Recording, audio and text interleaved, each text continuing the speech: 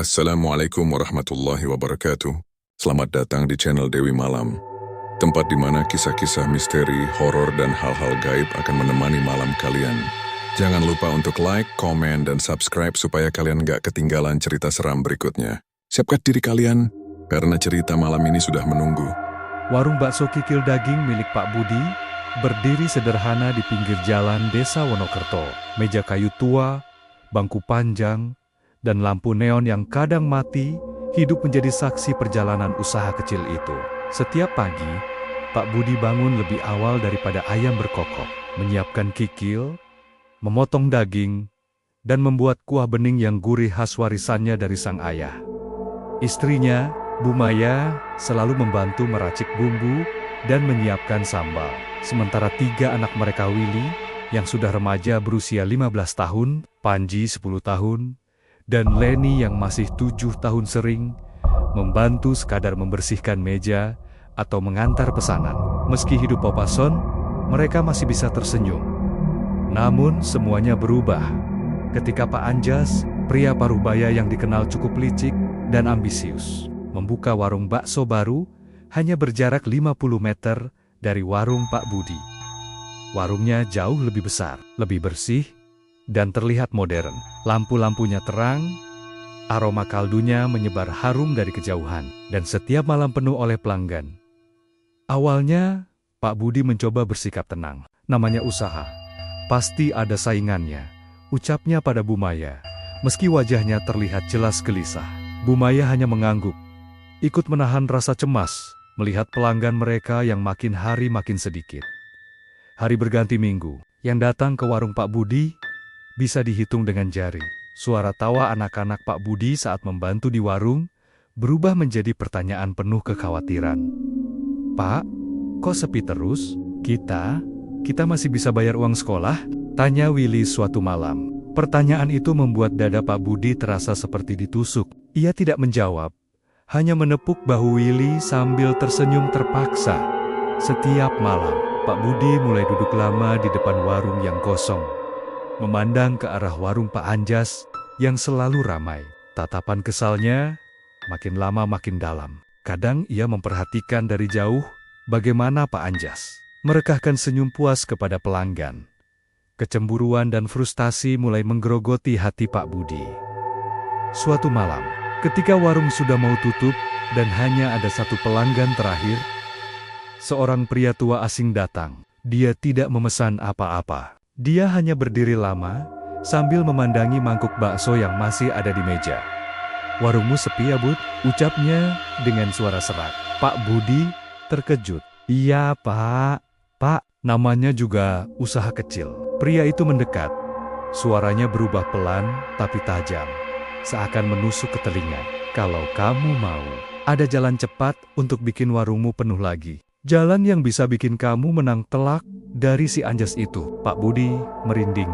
"Apa maksudnya, Pak?" Pria tua itu tersenyum dengan gigi yang tampak hitam dan ompong. "Datanglah ke dukun Sarpin. Dia tinggal jauh di luar kota. Dia bisa bantu kamu, tapi harga yang harus dibayar, ya, sebanding sama keinginanmu." Sebelum Pak Budi sempat bertanya lebih jauh, pria itu pergi begitu saja, menghilang ke kegelapan malam.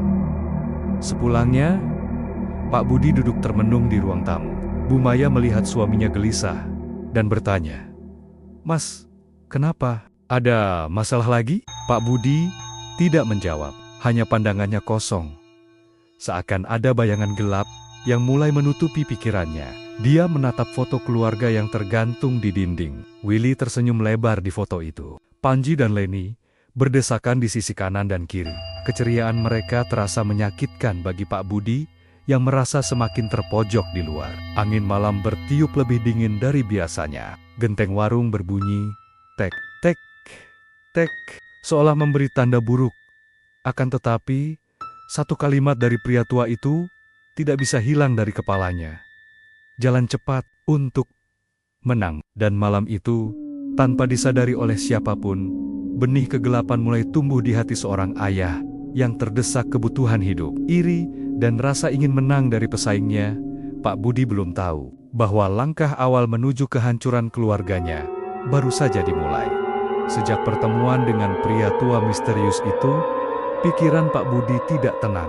Kata-kata tentang jalan cepat untuk menang terus berputar di kepalanya, seperti suara yang berbisik di belakang telinga. Setiap kali warung sepi, bisikan itu terasa semakin jelas, seolah memaksa dirinya untuk mengambil keputusan tergesa-gesa.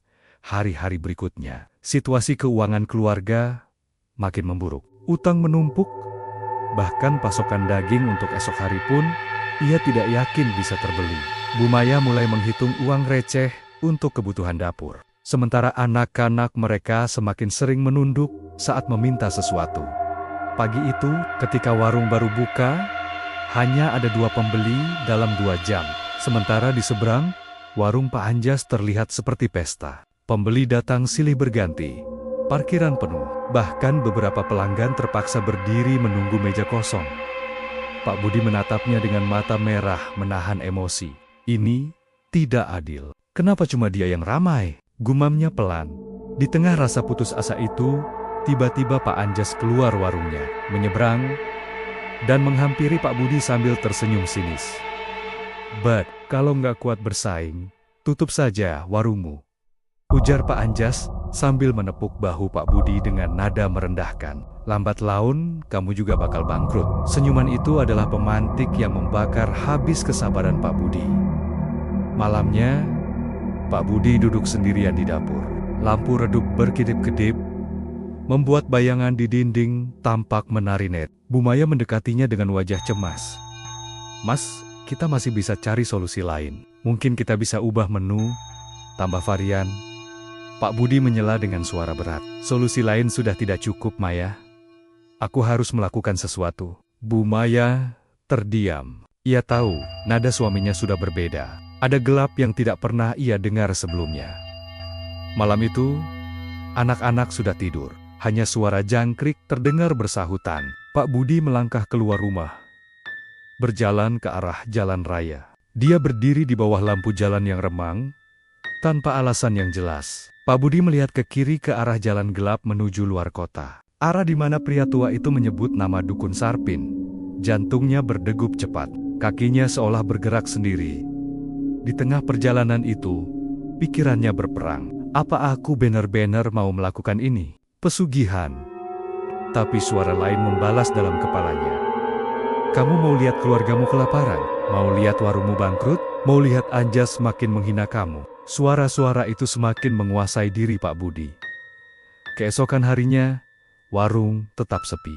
Bahkan, pelanggan langganan pun tidak muncul. Pak Budi semakin tenggelam dalam tekanan. Bu Maya mencoba menguatkan. "Mas, sabar, rezeki sudah ada yang atur." Pak Budi hanya menatap istrinya dengan muka letih.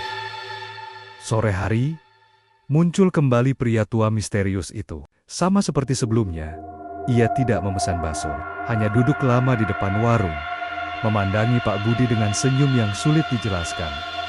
"Kamu siap, Bud?" tanya pria itu tiba-tiba. Suaranya terdengar seperti bisikan dari sumur tua. Pak Budi menelan ludah. Siap apa, Pak? Sarpin sudah menunggu. Kalau kamu datang malam ini, nasibmu bisa berubah." Pria tua itu berdiri, mencondongkan tubuhnya dekat ke telinga Pak Budi. "Satu syarat. Begitu masuk, kamu tidak boleh menolak apapun yang dia minta." Pak Budi merinding. "Syaratnya apa?" "Apa?" Pria itu hanya tertawa kecil. "Nanti, kamu tahu. Tapi ingat, semua yang besar selalu butuh harga." Setelah itu, pria tersebut hilang lagi secara misterius, seolah ditelan gelapnya sore. Malam itu, suasana rumah Pak Budi makin tegang. Bu Maya mencoba bicara. "Mas, aku merasa ada yang tidak beres. Kalau ada seseorang yang ngajak kamu hal aneh, tolong jangan ikut." "Aku takut." Tapi Pak Budi hanya menggeleng, wajahnya datar. "Aku harus menyelamatkan keluarga kita, Maya. Apapun caranya, benar-benar apapun." Ritme napas Pak Budi berubah gelisah. Setiap jam yang lewat, terasa seperti dorongan untuk mengambil keputusan cepat. Dan saat tengah malam tiba, ketika semua orang sudah tidur, Pak Budi berdiri di depan cermin kamar mandi. Ia menatap wajahnya sendiri lelah, marah, dan penuh dendam pada pesaingnya, Pak Anjas, tanpa berkata apapun. tanpa menoleh pada istrinya yang tertidur. Pak Budi mengambil jaketnya. Dan dengan langkah berat yang seakan tidak bisa dihentikan lagi, ia keluar rumah, menuju kegelapan, menuju sesuatu yang akan mengubah hidupnya dan keluarganya selamanya. Malam itu dingin luar biasa. Angin berhembus kencang, membuat ranting pohon seperti tangan kurus yang saling beradu. Pak Budi berjalan sendirian di jalan setapak yang semakin lama semakin gelap. Lampu-lampu jalan sudah menghilang jauh di belakangnya. Hanya suara serangga malam dan hembusan angin liar yang menemani. Ia mengikuti petunjuk samar dari pria tua misterius itu menuju desa terpencil bernama Dusun Ketapang Larangan, tempat dukun pesugihan Sarpin tinggal.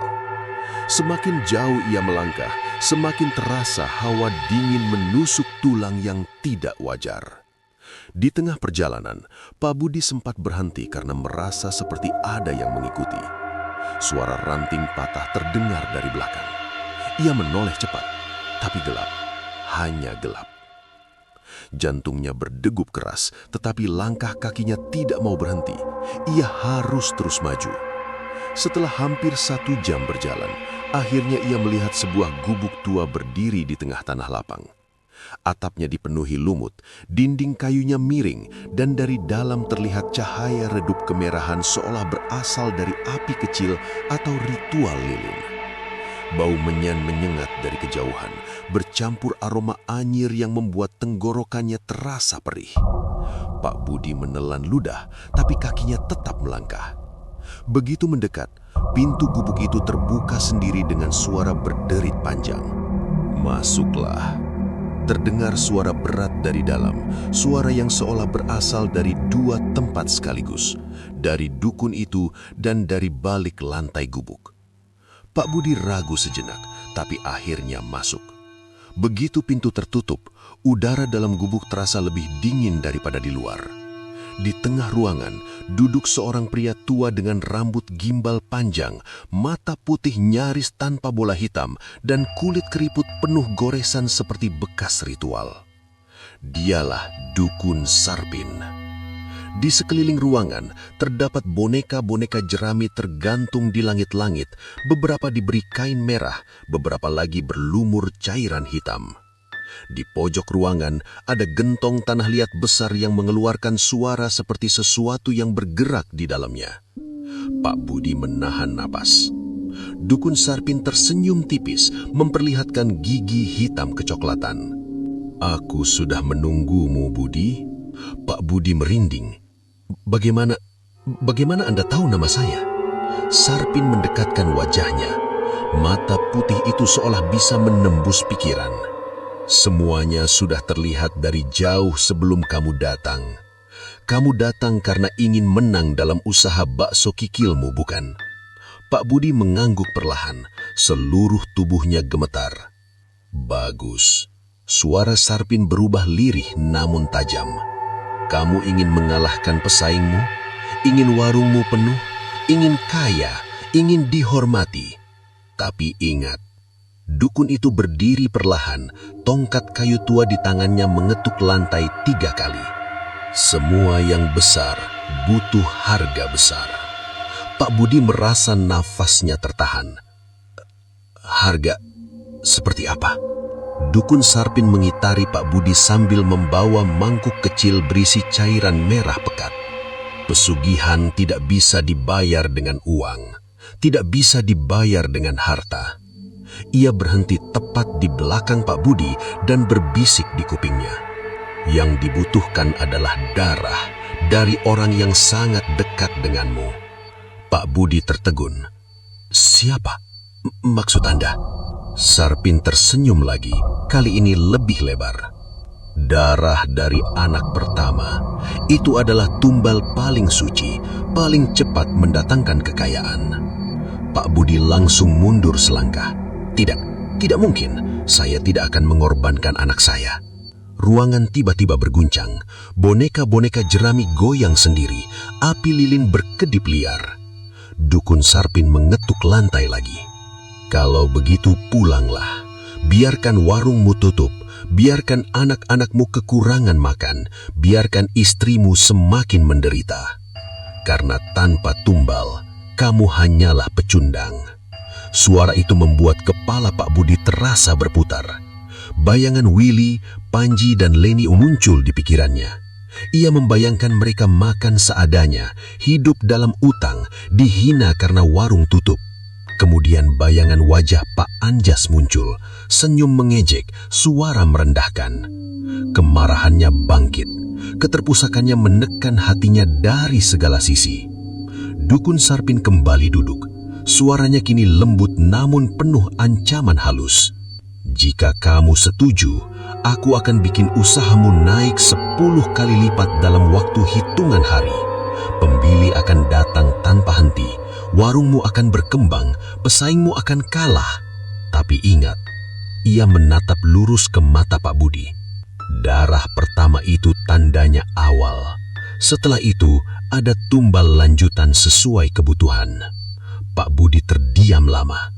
Suaranya hampir tidak keluar saat ia berkata, Kalau saya menyetujui, apa yang harus saya lakukan?" Dukun Sarpin tersenyum mengerikan, seolah menunggu kata itu sejak lama. Ia meraih segenggam tanah merah, mencampurnya dengan cairan hitam dari kendi, lalu mengoleskannya ke kedua tangan Pak Budi. "Semuanya dimulai besok malam. Bawa anak pertamamu ke hutan belakang desa. Sisanya, biarkan pesugihan bekerja." Pak Budi gemetar hebat.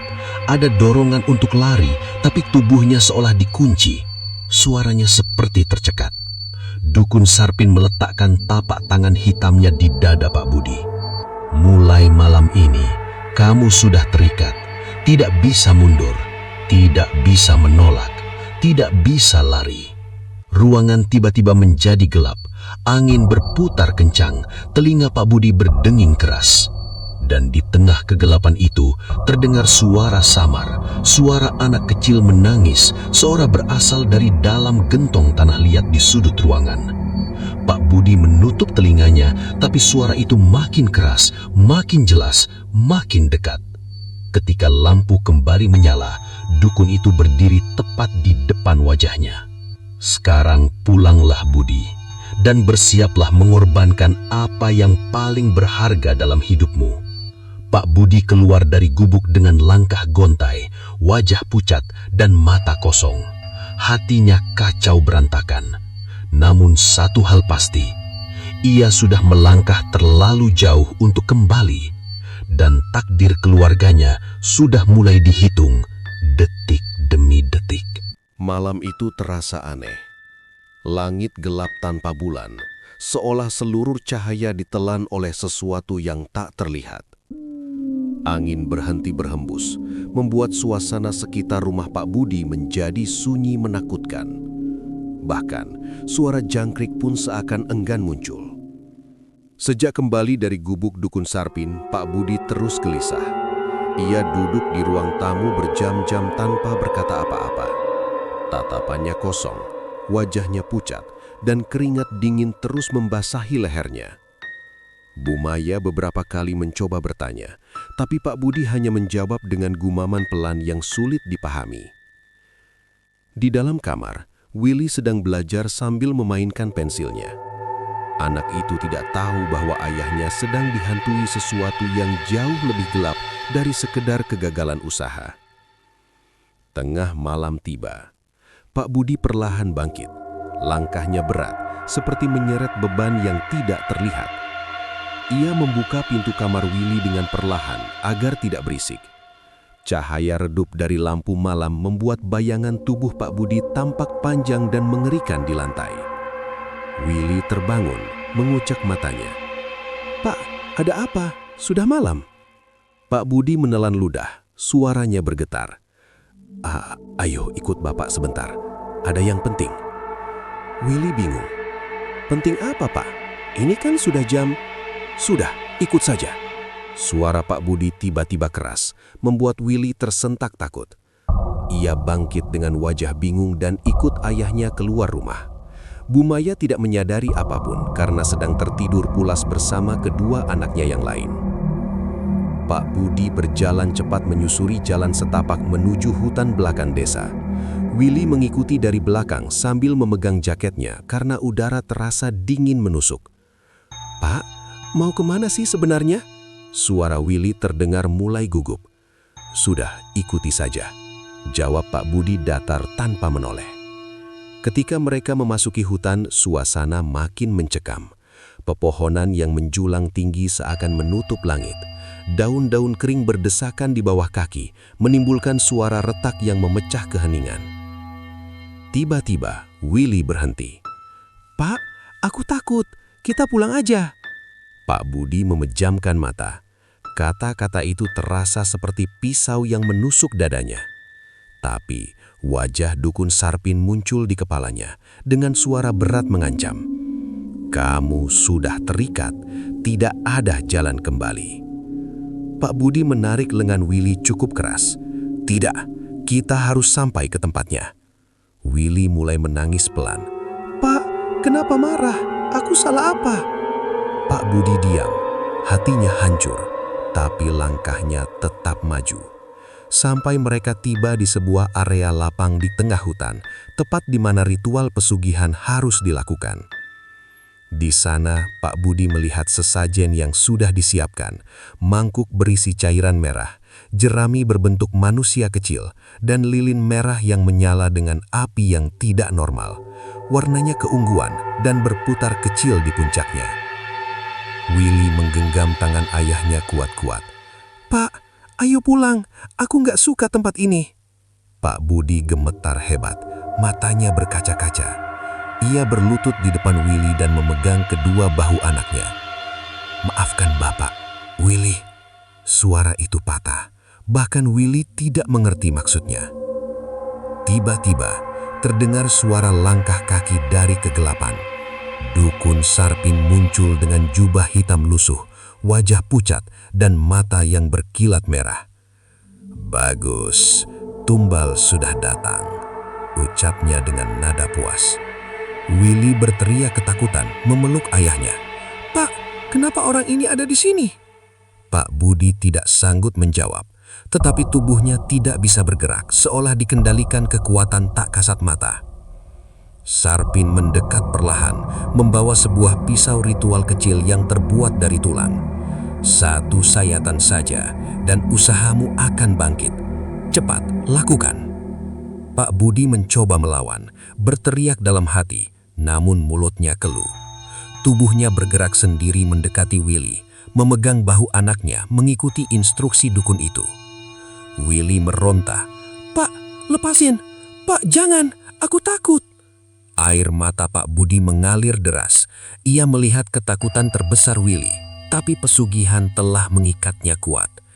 Kata-kata dukun menggema di kepalanya. Semua yang besar butuh harga besar. Dengan gerakan yang tidak lagi bisa ia kendalikan, pisau itu terangkat, dan dalam hitungan detik, suara teriakan Willy memecah hutan. Lampu lilin bergetar hebat, angin dingin berputar seperti pusaran kecil. Bayangan hitam muncul di belakang dukun Sarpin, seolah menyambut arwah yang baru dilepaskan.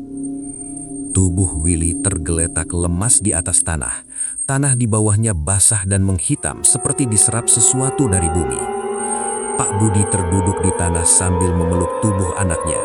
Tubuhnya berkeringat dingin, nafasnya terengah-engah, dan air matanya pecah seperti hujan deras.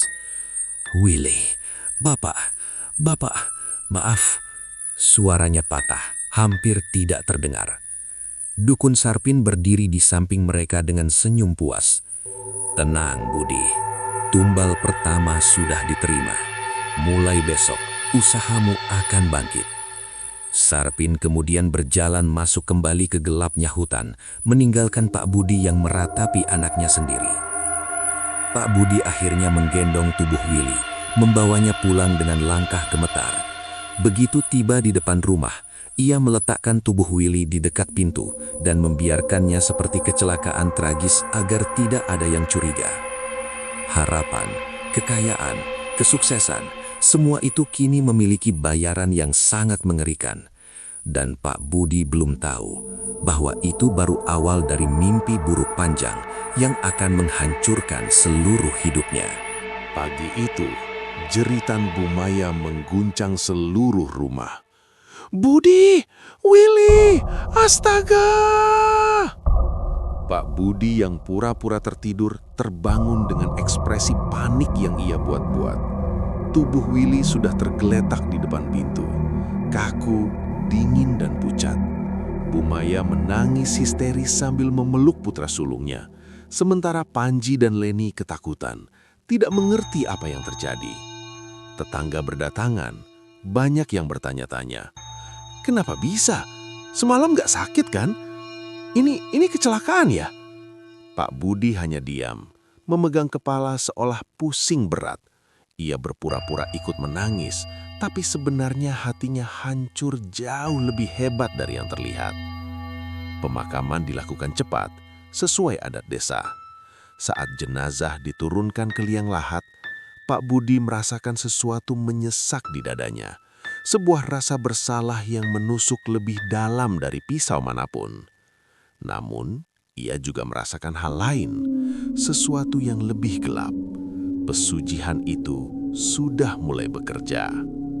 3 hari setelah pemakaman Willy, kejadian aneh mulai muncul. Warung bakso kikil Pak Budi yang sebelumnya sepi, tiba-tiba ramai luar biasa. Pembeli datang berbondong-bondong, bahkan ada yang mengantri. Beberapa pelanggan berkata, "Entah kenapa kepingin banget makan bakso kikil Pak Budi. Kuahnya sekarang lebih enak, nagih banget. Rasanya beda, lebih gurih." Padahal Pak Budi tidak mengubah resep apapun. Bu Maya mengira ini berkah, tapi Pak Budi tahu ini bukan rejeki biasa. Ini bayaran dari tumbal anaknya sendiri. Setiap mangkuk bakso yang keluar, Pak Budi merasa dada kirinya nyeri seakan ada yang mengikatnya dari dalam. Semakin hari, warung makin penuh. Pak Budi bahkan harus menambah meja, menambah bahan baku, dan menerima orderan dari luar kota. Uang masuk dengan jumlah yang belum pernah ia bayangkan. Namun, kebahagiaan itu tidak pernah terasa utuh. Setiap malam, ketika ia sendirian membersihkan warung, ia mendengar hal-hal aneh. Suara langkah kaki kecil berlari di antara meja, suara batuk halus yang sangat familiar, suara seorang anak berbisik pelan. "Pak?" Pak Budi langsung berhenti mengelap meja. Jantungnya berhenti sesaat. Tapi ketika ia menoleh, tidak ada siapa-siapa. Pernah suatu malam, ia melihat mangkuk bakso di rak bergetar sendiri, seperti ada tangan kecil tak terlihat mengetuk permukaannya. Pak Budi takut, tapi ia tidak berani cerita ke siapapun. Di rumah, Panji dan Leni mulai merasakan kehadiran Willy. "Bu, aku dengar Mas Willy manggil aku semalam," kata Panji sambil menggenggam tangan ibunya. "Mas Willy duduk di ujung tempat tidur Panji," engkap Leni dengan suara pelan. Bu Maya mengira itu hanya halusinasi karena mereka masih berduka. Namun, Pak Budi merasakan keringat dingin menetes. Malam itu, ketika ia masuk ke kamar mandi, cermin tiba-tiba berembun. Pak Budi mengusapnya dan melihat tulisan samar. "Kenapa, Pak?" Tulisan itu lalu hilang seketika. Pak Budi mundur, tubuhnya gemetar hebat. Keberhasilan mendadak warung Pak Budi membuat Pak Anjas geram. "Tidak masuk akal. Seminggu lalu sepi, sekarang sampai penuh begitu," rutuknya. Ia sering berdiri dari kejauhan, menatap tajam ke arah warung Pak Budi. Ia bertanya pada beberapa warga, tapi tidak ada jawaban pasti. Pak Anjas mencium ada sesuatu yang tidak wajar, dan ia mulai mencari informasi tentang hal-hal gaib yang mungkin sedang dilakukan Pak Budi. Dalam puncak kesibukannya, warung Pak Budi tidak bisa lagi ditangani hanya oleh keluarga. Ia memutuskan untuk mempekerjakan karyawan. Awalnya 2 orang, kemudian berkembang jadi 4, lalu 6. Dalam 3 bulan, ia sudah punya 10 karyawan dan membuka cabang warung bakso kikil daging di kecamatan sebelah. Bu Maya bangga mengira suaminya berhasil bangkit dari keterpurukan. Tapi Pak Budi tahu, Semakin besar untungnya, semakin besar pula harga yang harus ia bayar. Dan benar saja, malam itu ketika warung sudah tutup, Dukun Sarpin muncul di pojok dapur seperti bayangan yang muncul dari kegelapan. "Usahamu sudah besar, Budi." Suara itu membuat darah Pak Budi membeku. Sudah waktunya membayar tumbal berikutnya. Pak Budi menelan ludah, tubuhnya kaku. "Sekarang siapa lagi?" Sarpin tersenyum, giginya berderet hitam. "Karyawanmu, salah satu saja dahulu. Kau pilih sendiri atau biarkan kami yang memilih." Pak Budi hampir muntah mendengar itu. Ia merasa seluruh dunia runtuh menimpanya. Harga pertama sudah membuat dirinya hancur. Kini harga kedua menunggu. Dan seperti sebelumnya, ia tidak bisa lagi lari. Babak selanjutnya akan menjadi jauh lebih mengerikan karena sekarang nyawa orang lain ikut terlibat tanpa mengetahui bahwa nasib mereka bergantung pada ambisi gelap seorang pemilik warung bakso. Dan hantu Willy semakin sering muncul, seakan menunggu, seakan mengawasi, seakan memperingatkan. Malam itu turun perlahan, seperti tirai gelap yang menutup seluruh desa. Warung bakso kikil daging milik Pak Budi semakin ramai. Bahkan ada pelanggan yang rela menunggu sampai setengah jam hanya untuk mendapatkan semangkuk bakso panasnya. Namun di balik kesibukan itu, ada satu hal yang selalu mengganjal di hati Ibu Maya. Tatapan Pak Budi yang semakin sering kosong, seolah ia melihat sesuatu yang tidak dilihat manusia biasa. Sejak Willy menghilang, Pak Budi selalu pulang larut malam. Ia berkata sedang mengurus stok daging, tapi Ibu Maya tahu suaminya sedang menyembunyikan sesuatu. Malam itu, ketika warung sudah tutup dan karyawan pulang, Pak Budi keluar rumah dengan langkah cepat, seakan dikejar waktu. Ibu Maya diam-diam mengikutinya. Pak Budi berjalan menuju lahan kosong di pinggir desa, area yang ditumbuhi pohon bambu tua dan sering dihindari warga. Angin malam bertiup kencang, membuat suara dedaunan bergesek seperti bisikan-bisikan halus yang menakutkan. Jarak beberapa meter di belakangnya, Ibu Maya menahan napas. Perasaannya gelisah, tapi tekadnya lebih besar. Ia harus tahu apa yang sebenarnya suaminya lakukan. Setibanya di tengah-tengah lahan, Pak Budi berhenti. Dengan tubuh sedikit membungkuk, ia berbicara ke arah kegelapan seolah ada seseorang di sana. "Sudah kuberi tumbal pertamaku, anak kandungku sendiri." Suara Pak Budi serak disertai napas berat. "Warungku sudah berkembang, sesuai janjimu. Aku sudah buka cabang lagi. Tapi, apa kau masih butuh tumbal berikutnya?" Tiba-tiba, suara berat dan bergetar terdengar dari arah pohon bambu. "Ada syarat lanjutan." Suara itu tak seperti suara manusia, seakan berasal dari tenggorokan yang penuh batu dan darah. Ibu Maya langsung menutup mulutnya agar tidak berteriak. Siapa yang harus kutumbalkan?" Pak Budi bertanya dengan tubuh gemetar. Dari kegelapan, muncul bayangan besar hitam bergerak perlahan. Tidak jelas bentuknya, tapi matanya menyala merah seperti bara api. Bayangan itu berbicara lagi. "Siapa saja, asal bagian dari usahamu, karyawanmu, atau keluargamu." Pak Budi menelan ludah keras. "Baik, akan kupenuhi, tapi setelah itu semua selesaikan." Bayangan itu tertawa, tawa yang dalam, menggema seperti suara dari dasar sumur. "Pesugihan tidak pernah selesai." Ibu Maya sudah tak sanggup melihat, tangannya gemetar hebat. Ia berbalik, berniat lari secepat mungkin, tapi baru 2 langkah, kakinya menginjak ranting kering. Krak! Suara itu terdengar jelas di tengah keheningan. Pak Budi langsung menoleh. "Maya, kamu ngapain di sini?" Namun sebelum Pak Budi sempat mendekat, bayangan hitam tadi melesat cepat mendekati tempat Ibu Maya berdiri. Angin dingin menerjang tubuhnya sampai ia hampir jatuh. Siapa itu? Ibu Maya terjatuh ke tanah, napasnya terputus-putus. Bayangan itu menatapnya dari jarak beberapa langkah. Matanya bercahaya merah dan wajahnya, meski samar, seperti wajah seseorang yang pernah dilihatnya. Willy, anak pertamanya. Namun wajah itu telah berubah, pucat, rusak, jahangnya tenganga seperti tidak lagi menyatu dengan benar. Ibu Maya menjerit, tetapi Pak Budi cepat-cepat menarik tangannya. Sudah, jangan lihat lagi, ayo pulang. Pak Budi menyeret istrinya paksa, sementara bayangan itu kembali menghilang ke dalam gelap, meninggalkan udara dingin yang menusuk hingga ke tulang. Sesampainya di rumah, Ibu Maya terduduk di lantai sambil menangis. Budi, apa yang sudah kamu lakukan? Itu tadi wajah Willy. Willy muncul, Budi. Dia muncul. Pak Budi tidak menjawab. Ia hanya duduk diam, tubuhnya gemetar seperti kedinginan, matanya kosong. Aku tak punya pilihan.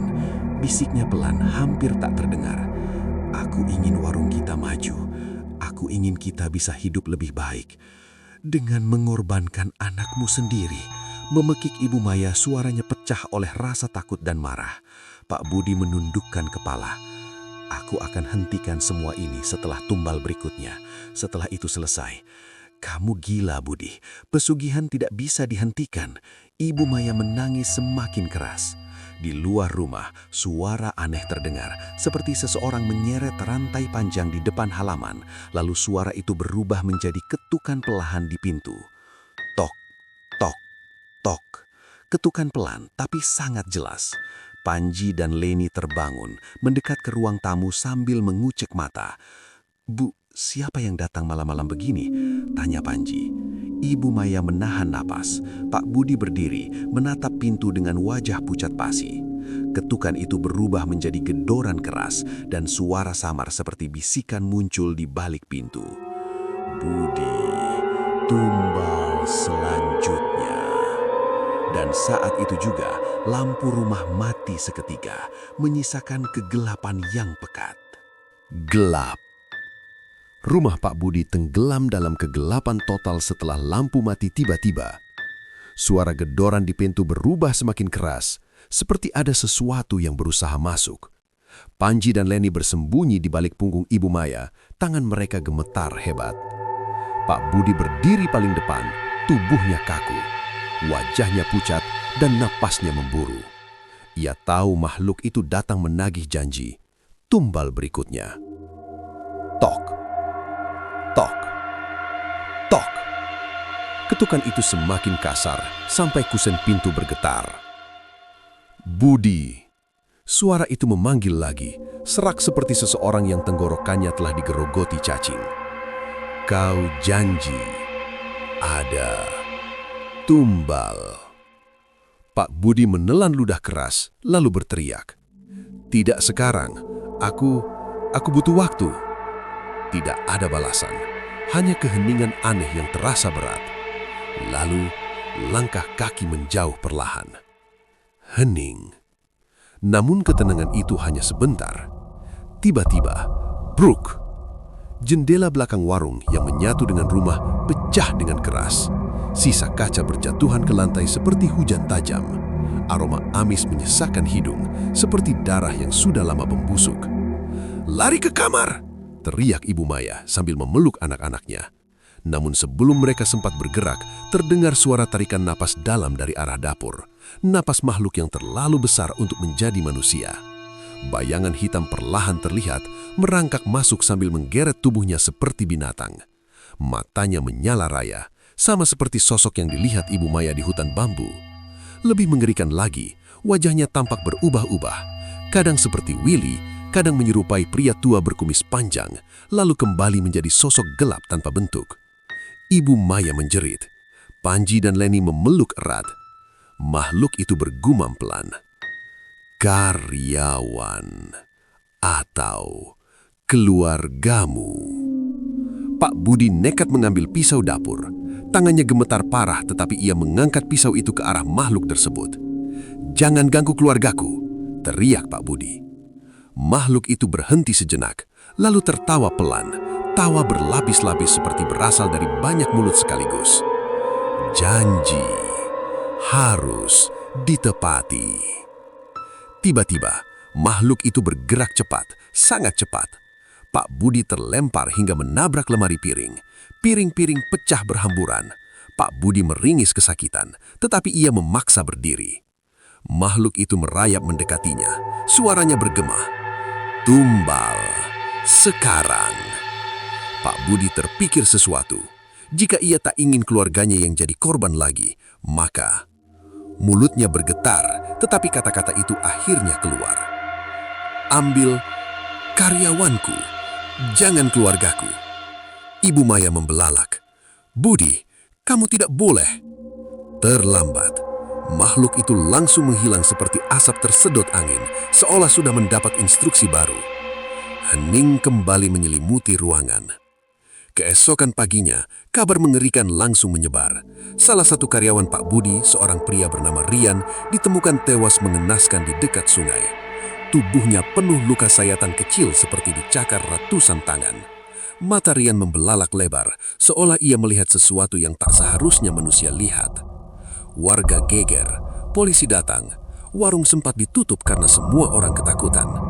Namun anehnya, setelah kejadian itu, warung Pak Budi justru semakin ramai. Seolah kejadian kematian itu menjadi semacam pemanggil tak kasat mata bagi pengunjung dari berbagai daerah. Dan setiap malam, Pak Budi seperti dihantui. Makhluk itu sering muncul di sudut kamar, di belakang pintu, ataupun di cermin. Wajahnya selalu berubah-ubah, termasuk wajah Willy yang sering menatapnya dengan mata kosong penuh dendam. Ibu Maya semakin takut. Ia ingin membawa Panji dan Leni pergi, tapi Pak Budi melarang keras. "Jangan tinggalkan aku. Kalau kalian pergi, tumbalnya bisa berubah." "Maksudmu apa?" bentak Ibu Maya. Pak Budi tidak menjawab. Namun dari tatapannya, Ibu Maya tahu jika keluarga pergi, makhluk itu akan mengambil mereka. Malam berikutnya, saat keluarga sedang mencoba tidur, terdengar suara memanjang dari loteng. Grek, grek. Seperti ada sesuatu yang menyeret tubuh berat di atas plafon. Leni menangis ketakutan. "Ibu, ada yang jalan di atas." Panji memeluk adiknya erat. Ibu Maya menatap suaminya dengan marah. "Ini semua gara-gara kamu, Budi. Lihat apa yang kamu bawa ke rumah ini, Budi." Pak Budi hanya bisa menunduk. Namun sebelum ia sempat menjawab, suara dari loteng berubah menjadi hentakan keras. Duk! Debu plafon berjatuhan. Ibu Maya memeluk anak-anaknya. Pak Budi mengambil obor kecil dan memaksakan diri naik ke loteng. Ketika ia membuka pintu loteng perlahan, bau busuk langsung menusuk hidungnya. Ia menyorotkan obor ke sudut ruangan. Dan di sana, terlihat sosok menyerupai Willy sedang menunduk, seperti memakan sesuatu. Tubuhnya kurus, kulitnya kering menghitam, rambutnya acak-acakan, dan suara kunyahan itu sangat nyata. Pak Budi mundur satu langkah. "Willy?" Sosok itu berhenti mengunyah, perlahan menoleh. Mulutnya penuh darah dan potongan daging yang sudah membusuk. "Pa, pa." Suaranya serak, namun jelas dan penuh kebencian. Pak Budi menjerit dan terjatuh dari pintu loteng, membuat tubuhnya menghantam lantai dengan keras. Ibu Maya berteriak, Panji dan Leni menangis histeris. Dari loteng, suara langkah kaki turun perlahan. Tok, tok, tok. Suara langkah kaki dari loteng semakin jelas, lambat, berat, dan menyeret, seolah pemiliknya bukan lagi manusia sepenuhnya. Ibu Maya memeluk Panji dan Leni erat-erat, tubuhnya gemetar hebat. Dalam gelap, hanya suara napas mereka yang saling bersahutan. Pak Budi tergeletak di lantai, meringis kesakitan, tetapi ia memaksa bangun. Matanya menatap ke arah tangga loteng dengan horor yang tak bisa ia sembunyikan. Dari balik kegelapan muncul sosok itu. Willy, atau sesuatu yang mengambil bentuk Willy. Tubuhnya membungkuk tak normal, kulitnya seperti retak dengan urat-urat kehitaman, dan matanya menyala merah samar. Bibirnya sobek, darah mengering menempel di seluruh dagu. "Willy," suara Pak Budi bergetar, penuh ketakutan sekaligus penyesalan. "Ayah, maafkan ayah, ayah." Willy menggeleng pelan, kepalanya terkulai ke samping dengan posisi aneh. Suara retakan tulang terdengar setiap kali ia menggerakkan lehernya. "Ayah, bohong." Nada suaranya membuat bulu kuduk berdiri. Pak Budi memundurkan diri, tetapi Willy melompat turun dari tangga dengan gerakan cepat dan keras. Lantainya bergetar saat ia menjejak. Ibu Maya menjerit, Panji dan Leni menangis sambil memeluk ibunya semakin erat. "Budi, lakukan sesuatu!" teriak Ibu Maya. Pak Budi hampir tak bisa berdiri, tapi ia menahan rasa sakit dan mencoba meraih pisau yang tergeletak tak jauh darinya. Namun sebelum ia sempat mengangkat pisau itu, bruk! Willy menarik kaki Pak Budi hingga tubuhnya terseret beberapa meter. Pak Budi menjerit kesakitan ketika pungkungnya menghantam lemari. Willy mengeluarkan suara aneh seperti gabungan antara tangisan anak kecil dan geraman hewan. Lalu ia berkata pelan, "Ayah, pilih aku, tapi ayah buang aku." Air mata Pak Budi jatuh. "Ayah menyesal, ayah." "Janjimu!" Willy mengaum begitu keras sampai lampu gantung bergetar. Ibu Maya menutup mata anak-anaknya agar tidak melihat. Tubuhnya sendiri gemetar tanpa henti. Tiba-tiba terdengar suara dentuman dari luar rumah. Bam, bam, bam. Seseorang atau sesuatu menghantam pintu depan berkali-kali. Dari balik pintu terdengar suara lain, berbeda dari Willy. "Bang Budi, tumbal, belum selesai." Itu suara makhluk yang dijumpai Pak Budi di hutan bambu. Kini bukan hanya satu ancaman, tapi dua. Rumah itu seperti dikepung. Pak Budi panik. Tidak, aku tidak mau tumbal lagi." Makhluk di luar tertawa, suaranya seperti ratusan serangga berdesis. "Tidak, kau sudah terikat sampai habis." Pintu bergetar begitu keras hingga engselnya hampir copot. Willy bergerak mendekati Ibu Maya dan anak-anak, mencium udara seperti binatang yang mencari mangsa. Leni menangis terseduh-seduh, wajahnya memucat karena ketakutan. Panji berbisik, "Bu, kita mau mati ya?" Ibu Maya menggeleng cepat sambil memeluk mereka lebih erat. Tidak nak, Ibu ada di sini." Tapi kata-kata itu seperti bohong bagi dirinya sendiri. Pak Budi akhirnya berdiri, wajahnya penuh ketakutan, namun ada sesuatu di dalam dirinya yang pecah, putus asa, marah, menyesal, semuanya tercampur. "Aku akan akhiri semua ini," teriaknya sambil menyeret tubuhnya menuju Willy. Willy menatapnya tanpa kedip. Pak Budi mengangkat pisau itu, tangannya gemetar. "Kalau kau bukan Willy, kalau kau cuma makhluk pesugihan itu, aku akan lawan." Namun seketika, Willy tersenyum. Senyum itu terlalu lebar untuk ukuran manusia. "Ayah, bohong. Aku Willy." Senyum itu langsung berubah menjadi jeritan panjang penuh kemarahan. Ia menerjang Pak Budi. Mereka berdua bergumul keras di lantai.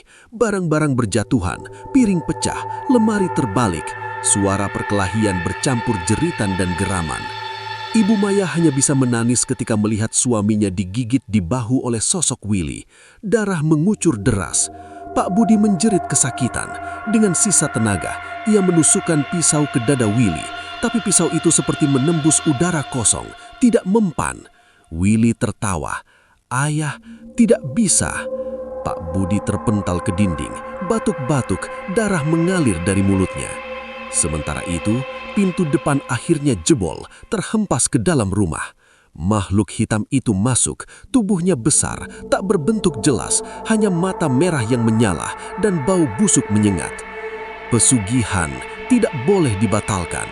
Ibu Maya berteriak histeris. Pak Budi menatap makhluk itu dengan putus asa. "Apa yang harus kulakukan agar keluargaku bebas?" Makhluk itu mendekat perlahan.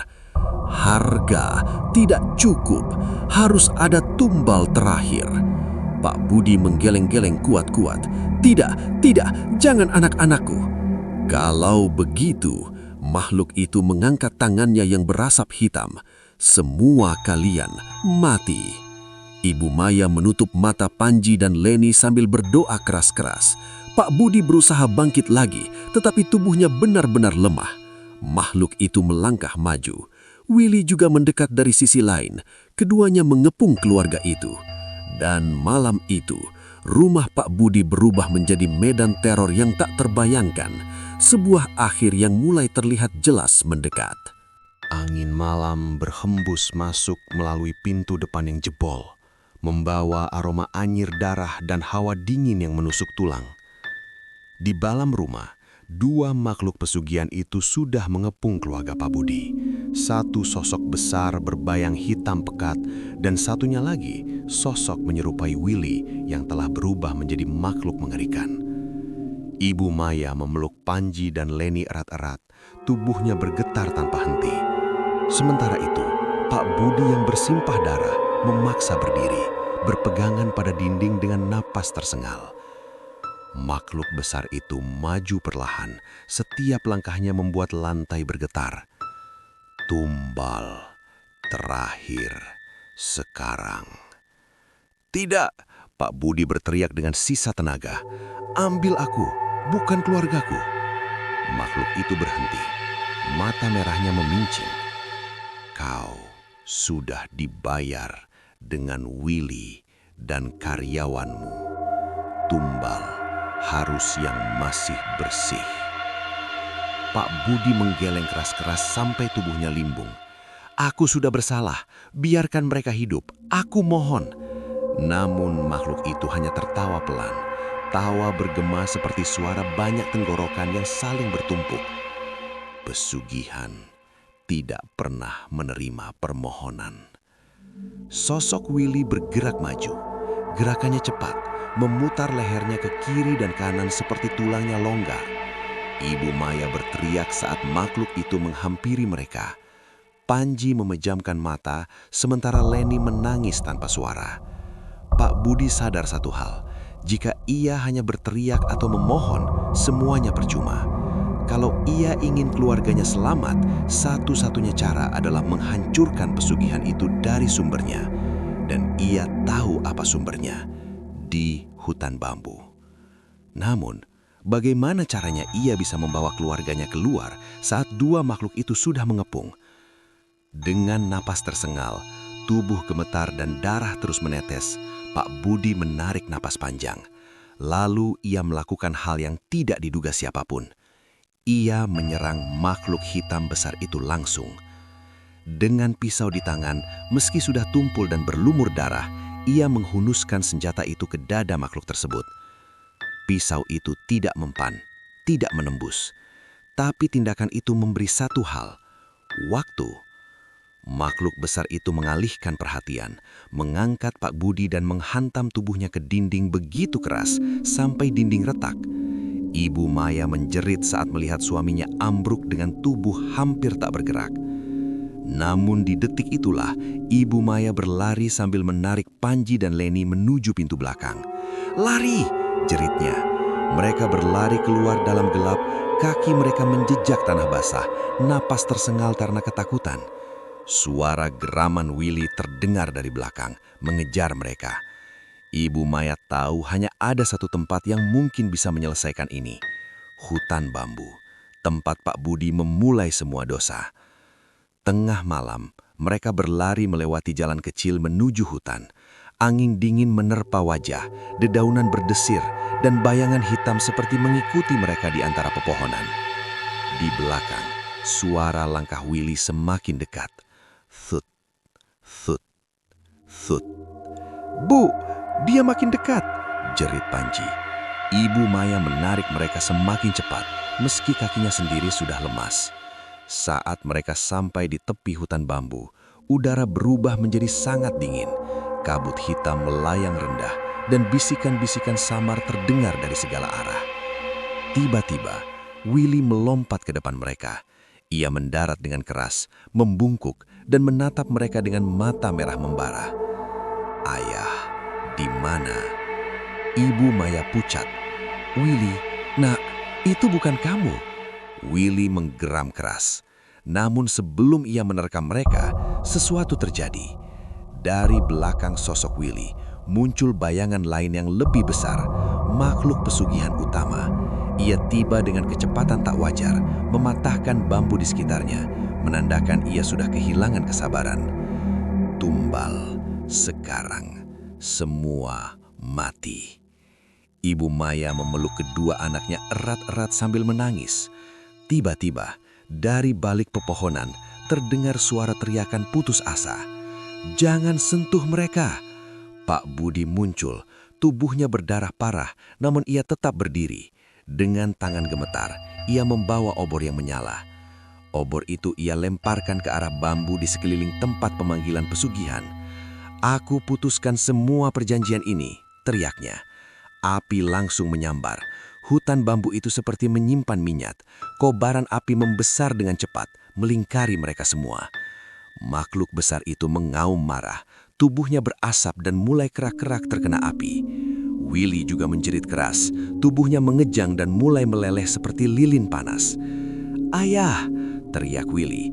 Suara terakhir yang terdengar seperti suara manusia asli, memilukan sekaligus penuh penderitaan. Pak Budi berlari ke arah keluarga kecilnya, namun tubuhnya sudah terlalu lemah. Ia jatuh tersungkur di hadapan mereka. "Maafkan ayah," bisiknya pelan. "Ayah, sayang kalian." Api semakin besar, suara gosong, jeritan dan reruntuhan bambu bercampur menjadi satu. Makhluk pesugihan itu meledak menjadi kabut hitam, lalu hilang. Sosok Willy lenyap bersama kobaran api, menyisakan bau hangus yang menyayat hati. Pak Budi senyum lemah, namun darah mengalir dari mulutnya. Ibu Maya memegang wajah suaminya. "Budi, bertahan, bertahan Mas." Pak Budi menggeleng pelan. "Aku bayar semuanya sekarang. Kalian selamat."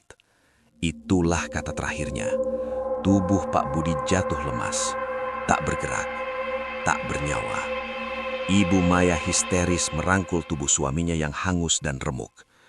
Api yang membakar hutan bambu itu akhirnya mereda setelah beberapa jam, menyisakan tanah hitam dan bau kematian. Keesokan paginya, warga dan polisi menemukan 3 tubuh.